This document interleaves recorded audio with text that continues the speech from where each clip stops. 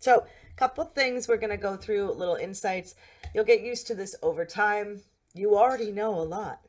So, just inside Google My Business, you're going to see insights. And in the insights, you're going to see the word direct, right? Direct search impressions. That's navigational. I am directly typing in your business name into Google and I'm going directly to your site. So that's navigational. Then you're going to see discovery. Now, discovery, I know you haven't heard the word before. You probably have, but in this context, discovery is when I search something like marketing agency and a business shows up with the profile on the right hand side or in the map section. And so discovery is for searches that aren't your business name, but that you want to show up for. So you definitely want to pay attention to, if you're using Google Business Profile, you want to pay attention to what are my discovery searches? Are they growing over time? And then branded. And this is where it's weird. Branded searches are not what you think. So if I'm a shoe store and I carry Nike, does that mean that my Google Business Profile or my little map snippet will show up? No, what it means is if I'm a coffee shop and somebody searches McDonald's, I could show up. So it's very skewed and very hard to get your head around. So just don't care about branded. You're not going to see much there, but I just wanted you to know. So it means that you can grow your audience if you use discovery searches. That's where we're paying attention to over time. So in Google My Business, there's a number of strategies that we want to really look at doing. So the overview section, that's going to have those categories. It's going to have your business title. Hey, Google, stop. It's going to have your service areas. You get up to 20. And you have to be thinking like, okay, so as an agency, I can serve people in Timbuktu and I can serve people in my next town. If I am using local SEO, try to think of the service area as 2 hours of driving time from your location. And you could do flying like Vancouver Island to Vancouver is quite a short distance. Would that work? Probably. But just know that's a caveat with them, right? You get a section for description and you get a section for hours and when you opened your business. Now, the things you want to pay attention to here are the reality is if you put a keyword in your name on your Google Business Profile, you'll probably rank pretty quick, or especially if you do location keywords, you literally skyrocket up. But then if people, other marketers who are working for other companies, see you doing this, you're gaming the system and we're going to report you because we want our clients to win because they're doing the right things.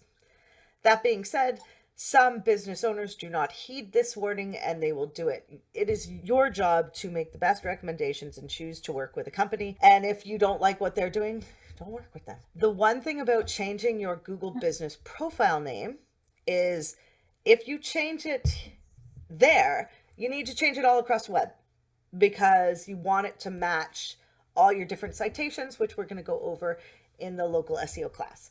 So just so you know, there are some things that happen if you do change the business name that can have a ripple effect of causing you some grief. As I said, categories, super important. Categories are most important. The primary category is your most important. And I bet you're thinking, how do I know which one to pick? Haha, I have a tool for that. And we look at our competition. So categories vary from country to country and they get updated regularly. So as a marketer or a business owner, you should go in there and check it out once in a while, or go look at what your competition's doing, right? Or businesses you look up to, what are they doing if they're local? So there's 10 additional categories. These are less important, but still important. And we actually have some secret tools which will help you see the other categories that business owners pick because it does not show up for you as a user, right? That's for Google.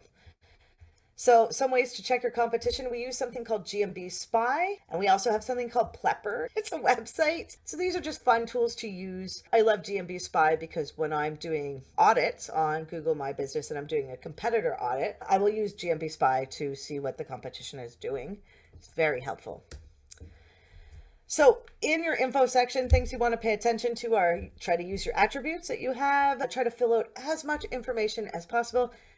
Adjust your hours. So here's an interesting tip. If you adjust your hours, it actually shows up in the little map result and says business owner updated their hours yesterday. So if you actually turn that on and off, like just change it back quickly. That'll be like you updated your hours yesterday.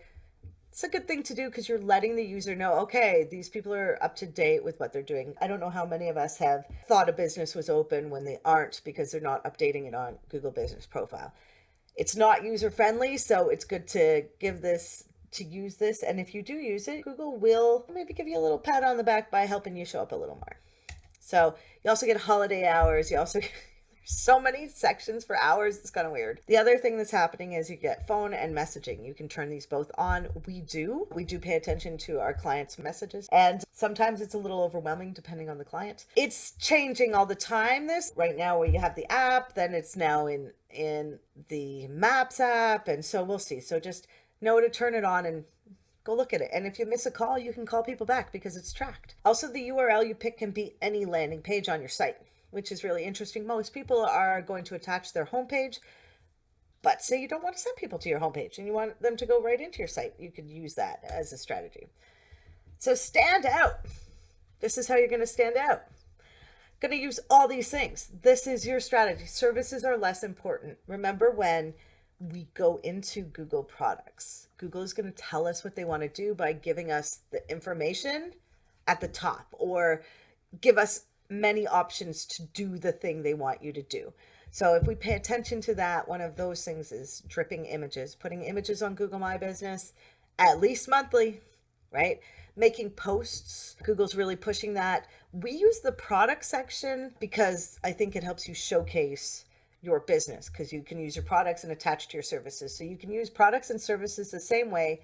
The only difference is that services don't have images attached to them, and they show up as your categories. Also super weird. So just know there's a couple weird things, and the reality is it's your job just to have a lot of fun with this, right? Posting, it's like a mini ad. It's like you write a blog post and then you use Google My Business posting to attach. So then you take an excerpt from the blog, the picture from the blog, put it on Google My Business posting, connect it with, they give you a call to action, connect it to your blog post. So your content's being updated and you're actually telling the Google local system that you're updating your content. They want you to do that.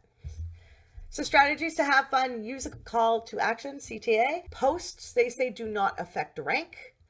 So we have started using video posts, which is super fun. And we take little excerpts. You can see from our class, I've taken out what is keyword stuffing and I made a little video. And so we're trying different things. So your job really is to try things.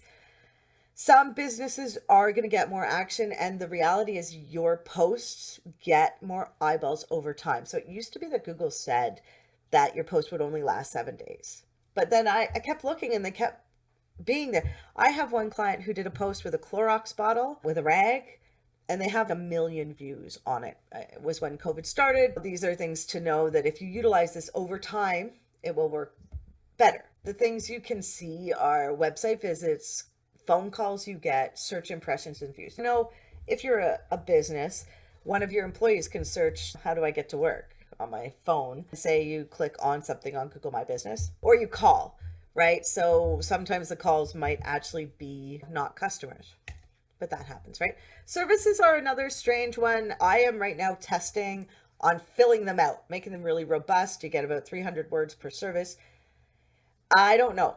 Honestly, there's no images you can add. When you pick categories, like those 10 extra categories you get, they'll show up in your service section. It's very unique. Basically, do you rank if you use it? I wouldn't make this a top priority, just something to know.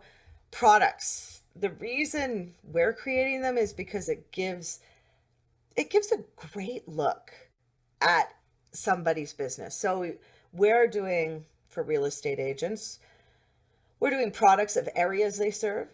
We're doing products of like buyers, sellers, if they have a home buyer's guide, where if they have staff, we're making each staff member a product and linking to that page. So we're linking pages to products. That's how we're doing it. And we're linking blogs to posts.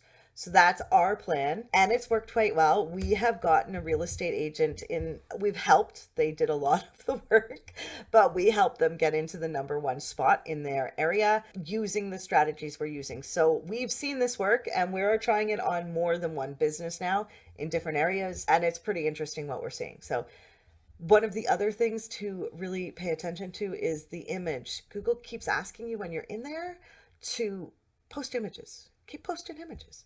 And I was listening to a podcast last week and I heard 30% increase over time if you do images. So businesses that drip images or add images monthly have a 30% increase of traffic.